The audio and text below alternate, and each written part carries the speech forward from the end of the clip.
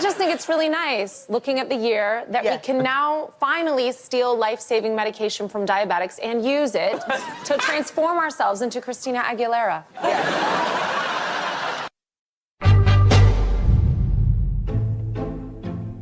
We've been talking with the oncologist and healthcare policymaker Ezekiel Emanuel about the large and sudden uptake of GLP-1 drugs, which were designed to treat diabetes, but have also been found to have other effects. They help people lose weight, drink less, even have more sex drive. These are some of the questions that Zeke Emanuel and several colleagues tried to answer in a recent article published in The Lancet, a prominent English medical journal. They offer, as their subtitle says, a review and ethical analysis of discordant approaches. I asked Emanuel why he took on this project. The prior article we published in the New England Journal was about how to ethically allocate the resources of the GLP-1 drugs. And we established a framework that puts younger obese patients at the top, along with diabetic patients who aren't responding to other treatments. The life extension for a severely obese patient could be 5 to 10 years, and that's real. The premise for this video is a comedian versus the Lancet, and who here is a joke.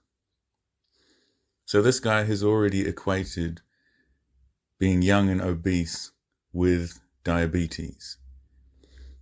We should treat these the same.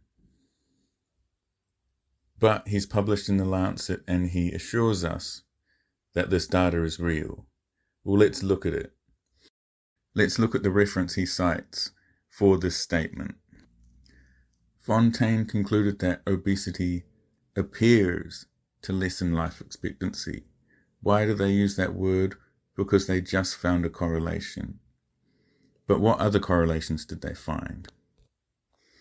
The optimal BMI for whites was 23 to 25, and it was 23 to 30 for blacks.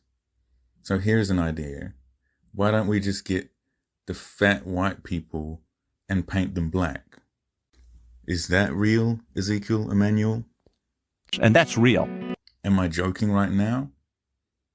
Because that's a ridiculous suggestion, but this is what happens when you equate correlation with causality. No, that's not going to work.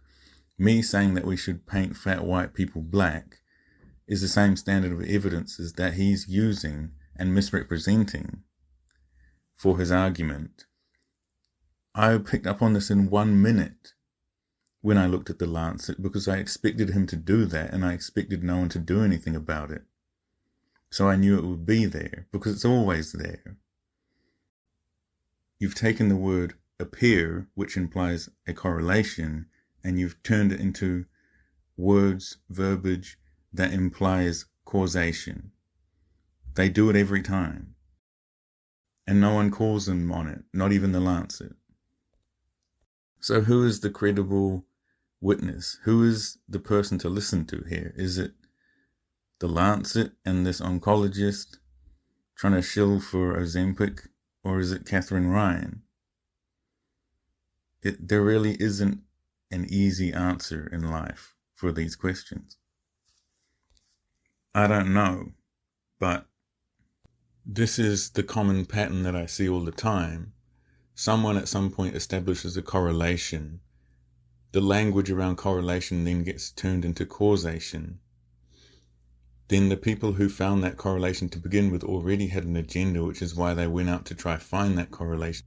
Their narrative and their agenda is amplified when they speak about their own study, and then the media who gets that access to those scientists then simply amplifies that message.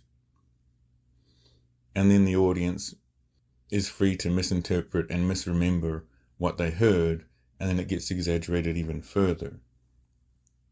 In this case, we've only got to The Lancet, one of the most famous medical journals ever, The Lancet, and we've already made this massive change from correlation to causation. Generally speaking, this thing just snowballs and builds more and more momentum. I actually think the Freakonomics podcast was good at just not necessarily pushing back, but just stopping that momentum. But there the only people in this whole cause of events that aren't actively accelerating and exaggerating this narrative. By the time something gets to you, it's completely distorted. And sometimes it just takes someone speaking candidly to cut through the bullshit and just talk the truth of what's really happening.